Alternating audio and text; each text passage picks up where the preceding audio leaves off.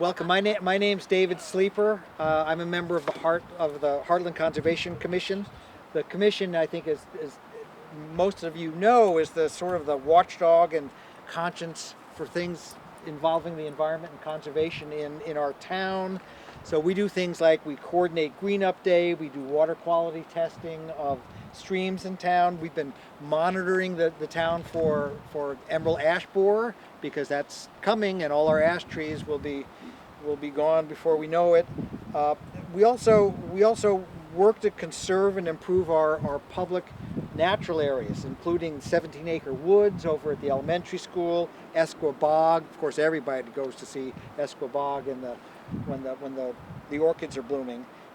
Town Forest in Katy Brook, and also Sumner Falls, the Sumner Falls Recreation Area, which we are now. We're in the midst now of doing a management plan. It will be a multi-year management plan for how to improve how we use this 55 wonderful acres, and that will include things like parking, roads, trails, things like the education programs. And with that in mind, I'm going to turn this over to my friend Jay Boeri, who's going to talk about the history of the falls, which are really quite remarkable, and we'll be hoping to develop trails and education programs to do with the history of the falls also. And then one other thing, Gary Tracher's here today, and he's been working with the commission to develop maps of what's exactly on this area right now, and we'll use this as we decide with the management plan going forward. So without further ado, I'm going to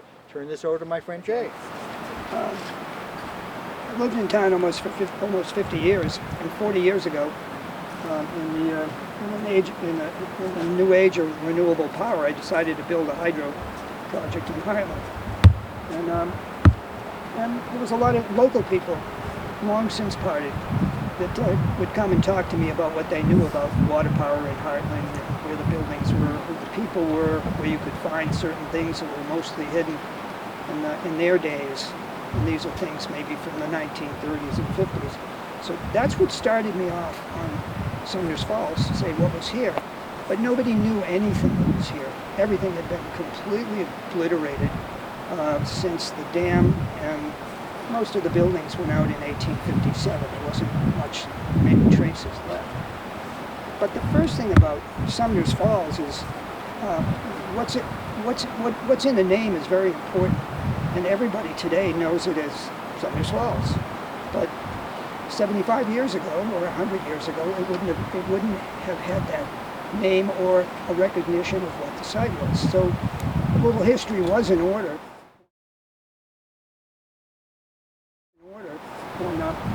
The earliest record of events happening here was in 1759. It was during the French and Indian Wars, and there was an English officer who decided that he would take his rangers. His name was Robert Rogers, and the Rangers, and they were going to Quebec City to wipe out the Indians once and for all and get rid of those nasty folks. So sure enough, he left from Crown Point over New York, headed up towards Quebec City, where in fact he found the Abenaki or Abenaki, your choice of names, and he proceeded to wipe out the population, women, children, dogs, burn buildings and whatnot. This was in October, but he had to come back. And so one of the names that's associated, or the events that's associated with this place, he's finding his way down the Connecticut River. The Connecticut River has always been the interstate for travel. No roads, wilderness. You just took the river because you knew you were going. So he had to travel the 120 odd miles to Fort Number 4, which is in Charlestown, New Hampshire. So he gets partway down, they're out of food, they're starving to death, but they're getting close to Fort Number 4. And all of a sudden they came to an obstacle. And they had to, with their bit of remaining energy, they had to build rafts. And they went through this terrible, voracious location, located just downstream of the Ottauquechee River, and that was Sumner Falls. And they lost, I think, 2 people here and had a terrible time. And so, in a way, I'd almost like to call it Abenaki revenge, for the first name. After that, things quieted down.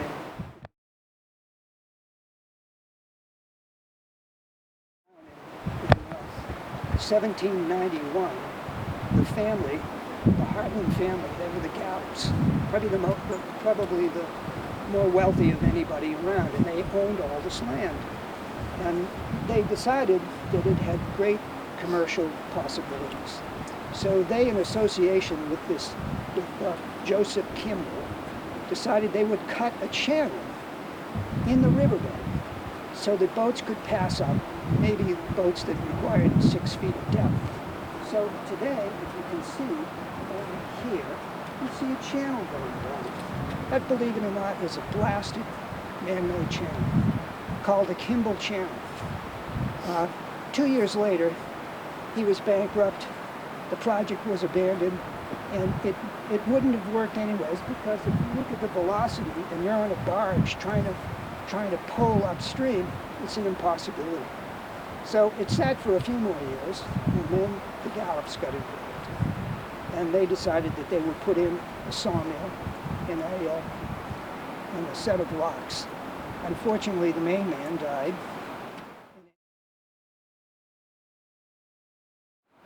And in 1809, probably one of Hartland's most famous residents, David Sumner, went to what was called a public meeting. Today the word would have been auction, and he bought some of the stock that would control who was going to do what here. So he was very industrious. He built mills and whatnot, and ran a business until he died in 1867. And then, and ever since then, it's been known as Sumner Falls. To give you an idea, we have one photograph of David Sumner on the bottom. I'll pass this around. He had one son that never took up his business. But he left behind all his business records, hundreds of journals, letters, untold material that sort of helps put the story together. So if you have Robert Rogers, number one, to Kimball, to Gallops, now we got the fourth person that's developed this area, Mr. Gallup. So I should tell you a little bit about the lumber business. And he wasn't of just county or town fame. He was known really throughout New England because he had one of the largest building supply lumber distributors around. And so what would happen would be he had a sawmill in Dalton, New Hampshire. He had 3 in Hartland. And so all his lumber would need to get south, especially during the War of 1812, when there was no coastal threat. And if you notice on that sheet, what comes through the locks are boats of lumber. Just so you know, if anybody here owns a house that's about 32 feet by 28 feet, there's 10,000 board feet of lumber, beams, plaster lath, clapboards, roofing materials. So think of that. So 10,000 feet of lumber, and he's doing, if you look on that sheet, and I added it up a little bit, he's doing essentially 50 houses a year, and all the material is passing from here down through. And he did it for 50 years. So if you think of how many houses that would have built and how much money he would have accumulated, you get to see how important he was in the whole scheme of things. And sadly,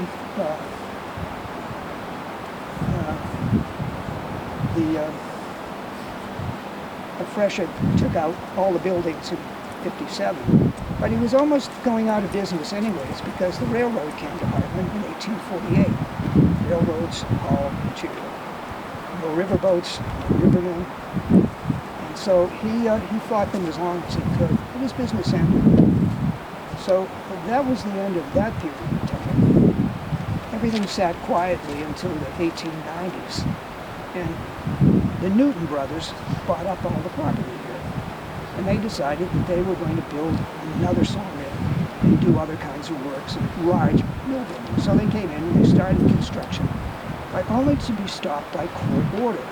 Hartlanders were thrilled because they were going to have another huge, more unemployment in the town, more tax base, the same old story all over again.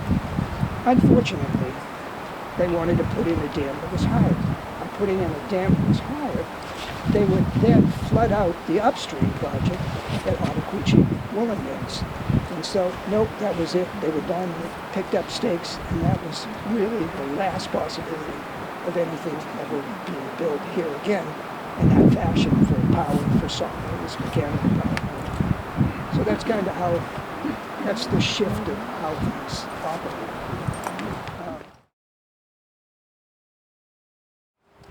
The only other thing that I'll have is where one finds information. There are no buildings left, no abutments. The only thing is the stone wall that's left. So on a day like today, which is perfect for you, take a walk out and I'll show you how I sort of decided where things were. So this is a map of the town property. This is the north boundary, if everybody can see it. But we own, not you, we own 55 acres. It has almost a 5,000-foot frontage on the Connecticut. I wanted to, when I created this map, it shows what's called the eddy. That's this quiet pond here where boats, barges can come in and out, or flow of material starts off the Connecticut. I wanted to concentrate here, but I couldn't fit it all on one map. So you have to add this to this to see how much land we own. A lot of woods out there, a lot of trails, a lot of features. I got it right? I don't have it right. Sorry. Oh, thank you. Whoever gave me the clue. So that's so this is what we all have to work for in all its various forms. If you when you walk out here, if you think of the amount of lumber that's sitting here, when you have lumber, you have to put it on the ground. But you don't want to put it on the ground, so you put it on stone bedders to keep it up off the ground so it doesn't fall. So you'll find stones that were the bedders for the lumber piles. Let me get to one other point too. Has anybody ever been here in a flood, during a flood?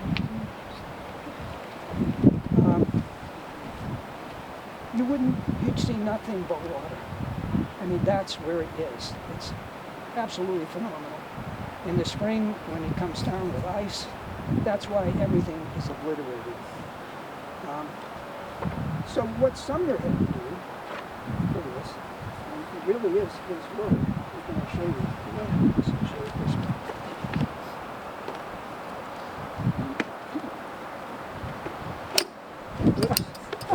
This is a view of this little area right in front of us. So, the lock, the entrance to the lock would be just over here to the left. And what it was is, if you picture two square-sided boxes, each 90 feet long, with double walls, 16 feet wide. Here's a typical lock section, again, 90 feet long. Here's the double walls, and you fill it with rock. So you get the lock section where you want it to be. You construct it. Everything is dry. You're doing it the right time of year. And then you fill it with rocks, and it sinks down. And then you have to anchor it to the bedrock, or else, no business.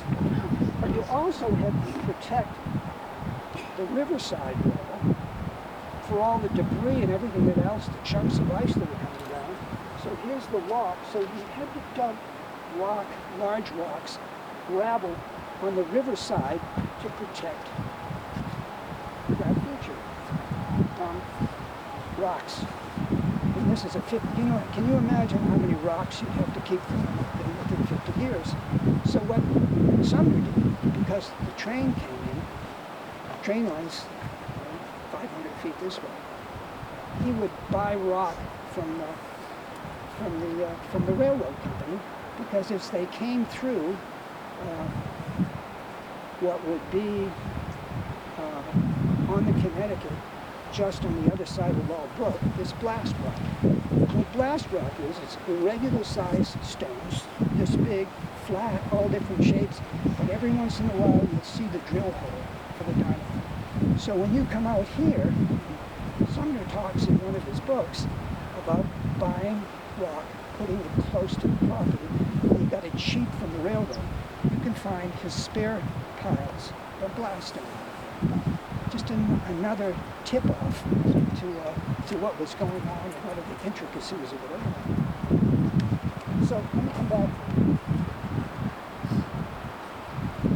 Anybody ever drill a 2-inch hole, 8 inches deep, in solid rock, 8 feet underwater, and then you had to anchor a beam into the hole? Well, what you need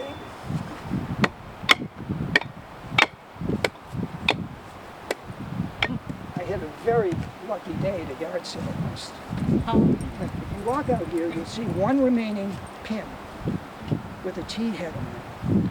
So how it functions is this. You have a beam and you want to attach the beam to ledge. So you get what's called a star drill.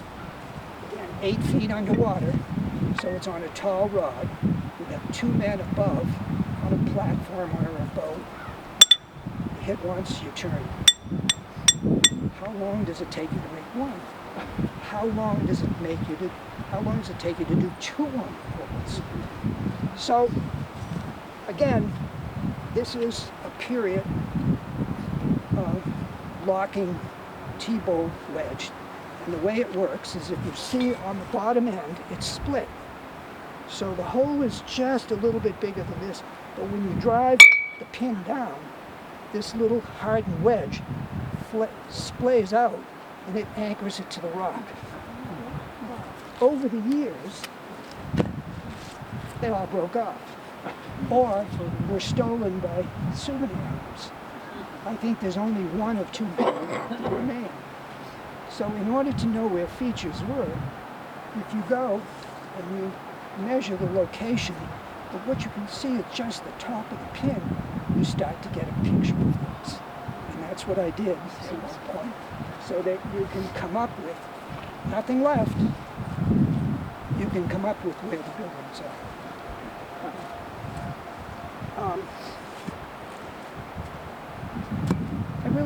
I'm happy to, anybody that wants to have an experience drilling a hole, it will work today if anybody wants to start one with the Conservation Commission permission for putting rocks in it. So we got the rocks, we got the features of it here. We did the same thing with the dam. I'll show you, you can actually almost see the shadow line of where the dam was. Not this first tall outcropping, but the second one over. That was the abutment on the west side of the dam. Went almost all the way across the river. It straddled the Kimball Channel, and they probably used the Kimball Channel when they were building the dam just for water control. So, you could try to work in the dry as best you could. So it's kind of all works together once you have a vision of the pieces.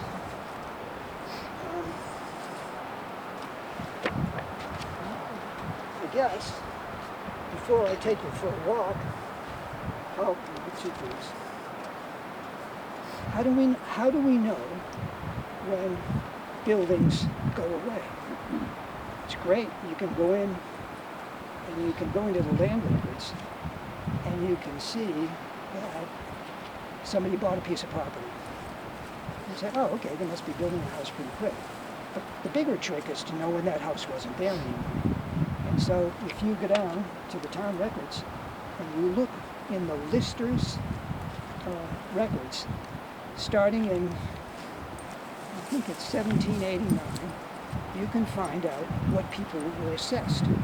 As time went on a little bit, not only would they give you an assessed value, they would also give you a slight description of how many houses, how many cows, how many sheep, how many outbuildings you had, just in very brief detail. So it was always fun to watch David Sumner's wake as to how his buildings came along. And the question that came up about worker housing that's about 2,000 feet that way, there's 3 foundations there that I found. And they were known popularly as Sumner's boarding houses. So, you know, there's always an element of truth somewhere in the story. And so I went over there, and sure enough, 3 foundations, roughly 30 feet square, each building probably 20 feet apart, 20 feet offset from a ridge or from the slope that would get out to the river. But more importantly, I thought, was that right on the top of the slope, centered each building, each one had its separate foundation, 6 feet by 8 feet. The outhouses. And when you look, of course, I don't know many outhouses that had windows. It had the best view if they only had a window on the back side. I guess it depends if you're a man and a woman. Maybe it works better for one gender than another. So more features down there. And I would say to the Conservation Commission, please beware that the large washout where they put the culvert in, it's failed, and all the erosion is coming down and it's filling up those foundations. So somebody should get on that case to have the gravel folks repair and do some remedial work there. Excuse me, Jay, while you're talking about that, when Gary did his mapping of that area, this is what we're talking about here. It's right up this way. There are 2 foundations on this side, and then using the satellite technology, we found 3 on the other side. Yep. And then there's the washout, so it looks as if maybe 2 or 3 homes were washed out. No, that I don't think so. I mean, I found those foundations maybe 20 years ago. But right from here is the washout. Yes, So if you 1, 2, 3, 4, 5 in a row, there might have been others washed out. I don't think so. It's a gully. That's my observation over the years. Do you know when the washout occurred? No, not that particular one. That's much further back in time. The second washout is the Shepherd Brook washout. When you're about to leave, maybe 200 feet before you come to Route 5, and you walk out there, that actually is the old Connecticut River Turnpike. And so it goes, well, here's another thing to look out for. There's all these little indicators, no matter where you look. If you were to go from here towards White River, just before you get to the open field that's the White's Dairy Farm, look, and there's a road that's coming in on the right. That is the end of the Connecticut River Turnpike. They would then connect up and come by this Shepherd Brook washout. It would be right where the gravel road for the pit is now, goes all the way down to Tri-State, and then it would swing up, hook onto Martinsville Road way before the interstate, and that's how you would get from Connecticut to the North Country. That was the road. The road that you travel in to get here is a road that's still a town highway. We found its survey record matches up perfectly. We talk about the importance of names. The name of the road in the early 1800s was the road to the eddy. The eddy. Everybody knows an eddy is that sometimes eddies will have a little hydraulic swirl to them just because of the hydraulic nature of things. And you can see sometimes a little rotation depending on where the water levels are. So this is the calm room.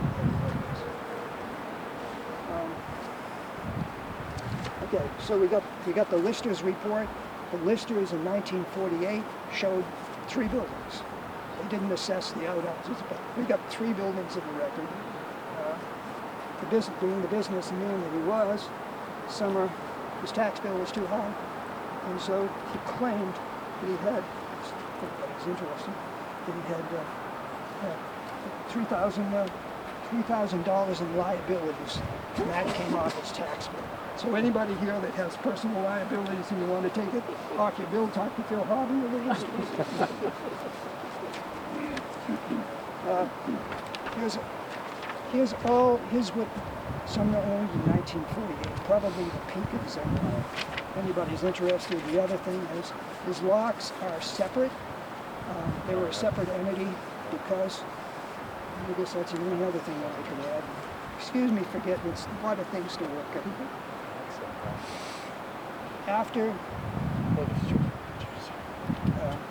After Joseph Kimball cut his channel, then the legislature of New Hampshire, almost everything you're looking at this way, it's all New Hampshire, very close to the Ledge Islands.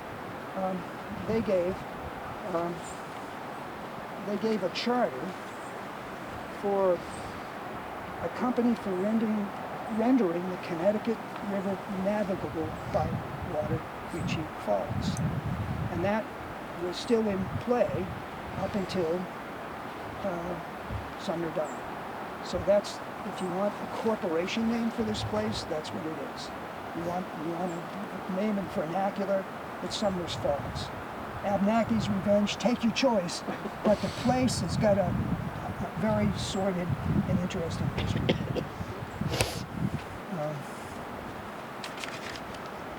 Is that a picture of the dam, below? No, the reason I did this is to describe what the dam was, and that's why there's pins. Sumner had the ability to find logs that were this big that would traverse the 300 or 400 feet that he needed to go across. But this was the type of construction. You would lay a long log, water's flowing this way, and then on the upstream side, you'd put, every once in a while, cross trees, and you would pin them in. And then where the last cross leg went in, you'd put a pin in to anchor it. So, long gone, nothing left, but I found a picture of an old dam of a similar construction, so I put it on just for this.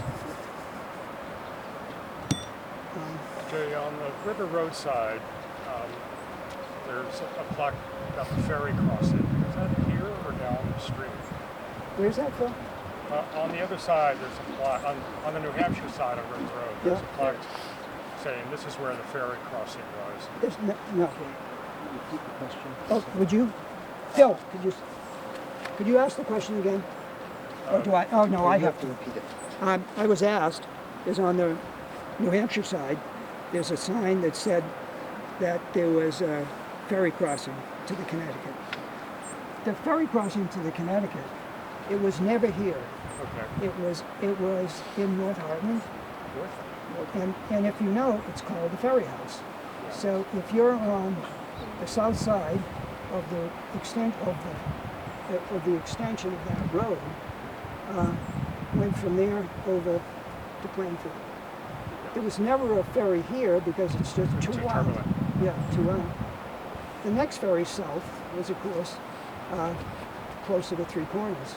If you went down towards Tri-State, crossed over the tracks, and you went down to where the High Bridge is, that was the second ferry.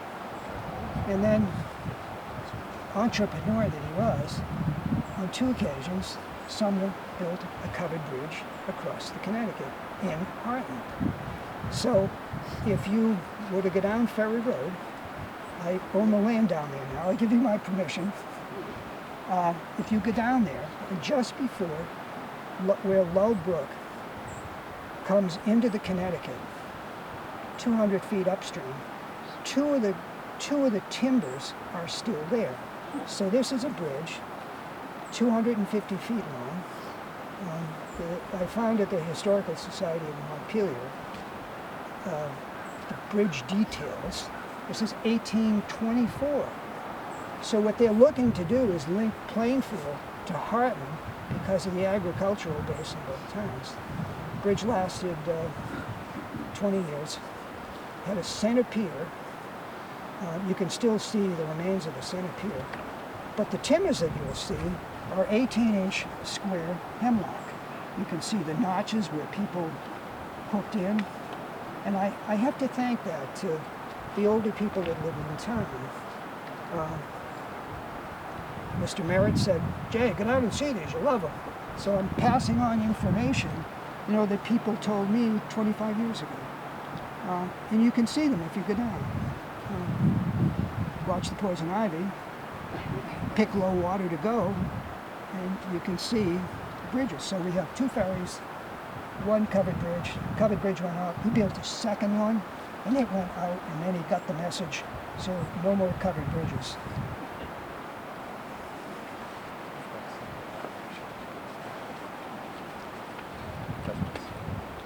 Thoughts or questions? People want to walk? I'm happy to show you things.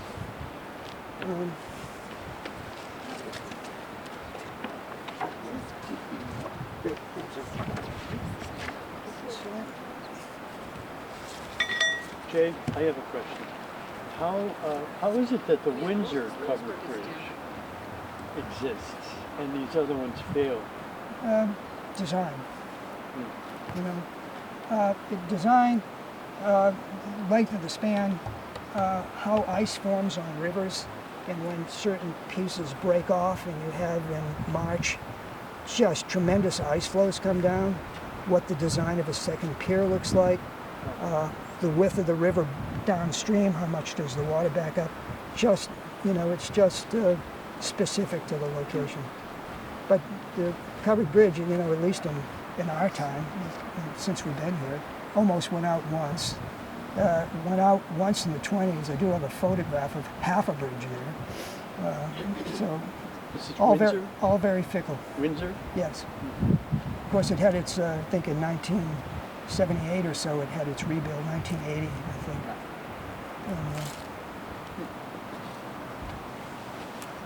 Hey, can I bring this? Doesn't somebody just want to try?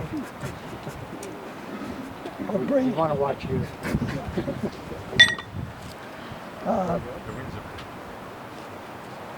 All right, actually, why don't, that's the best way to go.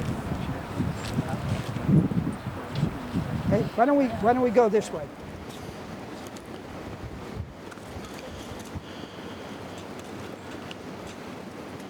It's always nice to find an example of something that would have been like it. So in the late 80s, I bought a property that was another sawmill that's right beside the covered bridge on the Martinsville Road. Building was 24 feet by 60 feet. And it hadn't been built there, but the Martin brothers, as in Martinsville, had moved the building from the mouth of Low Brook where David Sumner had his sawmill. And it was David Sumner sawmill from the 1850s. So when I was laying out things, it struck me, and when I saw the pins where the shingle and the lathe mills were, they were that size. And so, just another piece of the building, the probability of maybe it works is pretty good. If you look on the far side, the two, well, tell you what, let's go down here and I'm going to show you the bottom end with it. If this is a sawmill foundation, it's bisected by the lower section of the locks. So if you can see on here, whoops, let me do it the right way. Upper end of the lock, lower end of the lock. Lower end of the lock, upper end of the lock. So you had to cross the lock to get into two other mills, and that's in the record. So we got another indicator. And the way that it worked, if you come here, you can still see a little feature. This is where the lock empties into the eddy. It starts up there. Don't forget, water over there is probably 8 feet over that ledge. So it comes into the first section, it drops the boat to the second section and passes on through. But it sits partly over the sawmill. They're just trying to save excavation. If you've ever tried not to drill rock, but to move rock, it's a chore in itself. So you always try to build on the features that exist and came before you. Saves a lot of work. I guess it's human nature at work, but so again, this is where everything is going out there. If you notice up there, at the bottom of that ledge cut, about every 4 feet, 6 feet, there's a hole that's been chipped into the rock, and those were for posts that anchored the non-river side of the lock. So you can see those clearly over there. And we should go on to some other features, but if everybody catches the picture of how boats come down, 8 feet of water here, sometimes little or no water here, and that gives you not only the reason for having 2 sections of locks, but also for the water power. So this site, even though it has more water power than probably any other place in Vermont, it has a very limited head. That is the drop of water. And I might say that along the Connecticut in Vermont, there's 7 Miles Falls, where Comerford is now. There's McIndoe Falls. White River Junction has it. We have it here. You go down further to Bellows Falls, and then the next one is in Massachusetts. So really along the Connecticut, there's really only maybe 6 locations like that. And they certainly were, as a matter of fact, and they all had locks. If anybody wants to see the lock in White River Junction at Wilder Falls, the stonework for it is still in place. It's on the New Hampshire side. If you pull in the parking lot on the New Hampshire side and you look slightly downstream, you'll see the stonework for the locks. Comerford, you won't see anything because it's so overbuilt. Everything is, all instances of old work is no longer seen. All right. I think the best thing we're going to do, if everybody's okay, we're going to cross over here, we're going to step up here for the other mill foundations and to see where the dam was.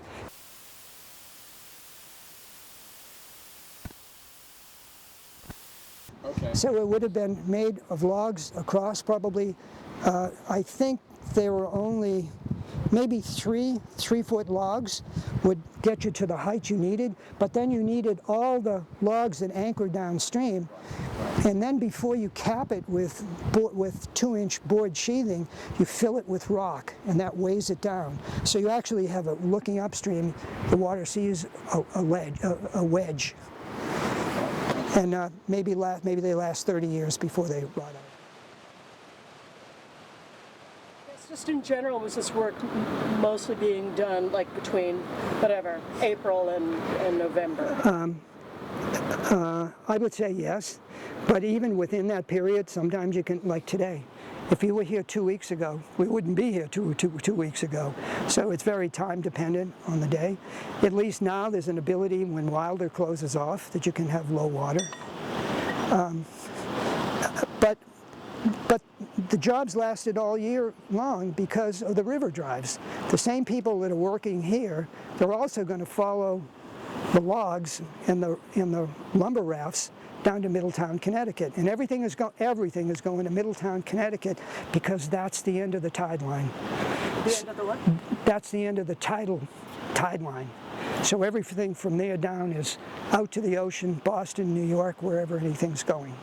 So the major distribution point is Middletown, Connecticut. So Sumner had his yard set up there for wholesale sales of lumber lumber, and as I said to someone else, it's also logs for masts. I have some pictures of Hartland in the late 1850s, and you would be absolutely amazed how few trees. You could count the number of trees in Hartland. Everything is completely logged off. New York City, ships, whatever. I mean, we're the raw material supplier. So is Sumner getting logs from upstate and from town?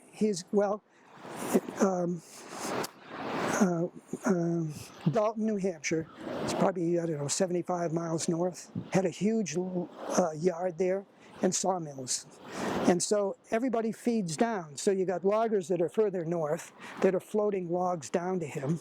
Everybody's logs are marked. They're not necessarily separated. So you have a device, a brand that you put on the end of your log, so somebody has to, that's how you're accounted for that it was your log. Not to say it was a perfect system, because there's lots of reports of somebody that remarked the log. So there's logs coming down for masts. Sumner's long sawmill, that is when you're sawing lumber that's in excess of 30 feet, that's long. That's where the flood control project is now in North Hartland.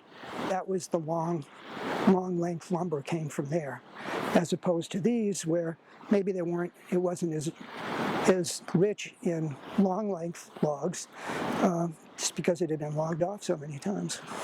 And so after he manipulates the logs, he then sells them by sending them down again to his Connecticut place? Exactly. We say everything in Hartland goes to Connecticut eventually. Right.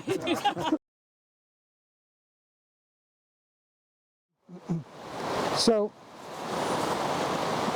I guess it starts back in the 1980s, and the utilities or the power companies that own other projects on the Connecticut already established, they decided that Sumner Falls would be a nifty point to put in another dam, because the Ottaquechee Woolen Mill was gone. They could buy their riparian rights, and there was a lot of bad PR. And so they pulled out of the project, and that was the last effort. They sat on it for a while, I suspect, hoping that times would change, people would be desperate for that type of renewable energy. And so to help them with relicensing, that is federal relicensing, on their other projects, they said, I know, well, they said, we know, we'll give the property to the town of Hartland. And so the town really got it just a few years ago. It's a fabulous property. How one manages it is really the question. And so the select board,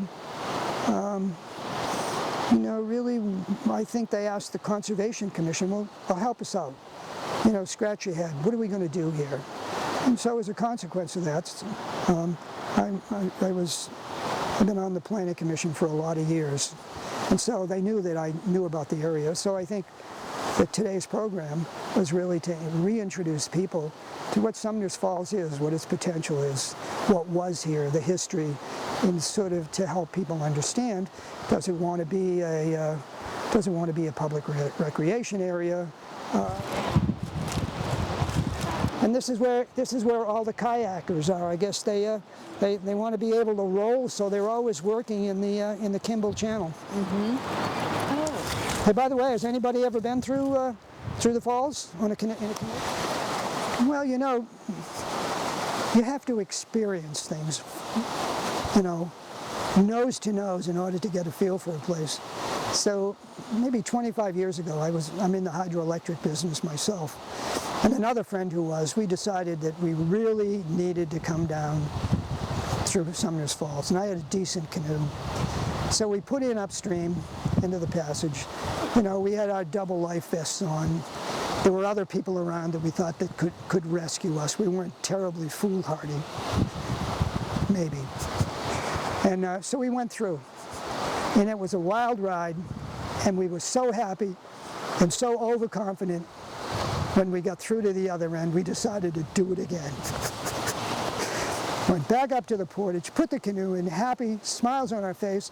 We got partway through, and a very strange hydraulic took the canoe, turned it sideways, and pressed it up right in the middle of everything, high water, against a rock ledge. And so we sat there and looked at each other. And we said, God, I said, maybe if we prayed to God, he'd shut the water off so we could get out of here. But then we decided we'd take our paddles and try to wedge the canoe off the rock with this just force that was up against. We worked at it for a while. We retightened our life preservers. We managed to push off without any other problems. We escaped, never to have gone down again.